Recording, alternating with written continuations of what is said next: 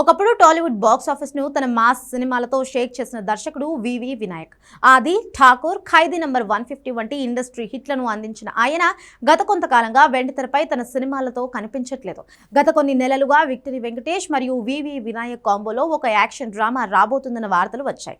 తాజా సమాచారం ప్రకారం ఈ ప్రాజెక్టు ప్రస్తుతానికి ఆగిపోయింది. వినాయక్ దాదాపు 8 నెలల పాటు స్క్రిప్ట్ మీద వర్క్ చేసినప్పటికీ ఫైనల్ వర్షన్ పట్ల వెంకటేష్ సంతృప్తిగా లేకపోవడంతో ఈ మూవీ ముందుకు సాగడం లేదు. వినాయక్ ఇప్పుడు ఇతర సీనియర్ హీరోలకు మరియు యంగ్ హీరోలకు సరిపోయే మాస్ కథలను సిద్ధం చేసే పనిలో ఉన్నాడు. ఇటీవల వినాయక్ ఆరోగ్యం క్షీణించిందని, ఆయన హాస్పిటల్లో చేరారన్న కొన్ని వార్తలు వైరల్ అయ్యాయి.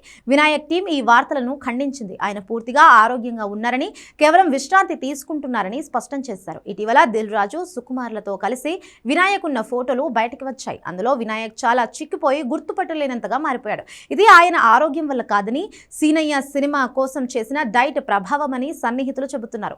దిల్ రాజు నిర్మాణంలో వినాయక్ హీరోగా సీనయ్య అనే సినిమా ప్రారంభమైంది. అయితే టెక్నికల్ కారణాల వల్ల ఇది వాయిదా పడుతూ వస్తుంది. ఈ సినిమాని పూర్తిగా పక్కన పెట్టలేదని, సరైన సమయం చూసి మళ్ళీ షూటింగ్ మొదలు పెడతామని తెలుస్తుంది.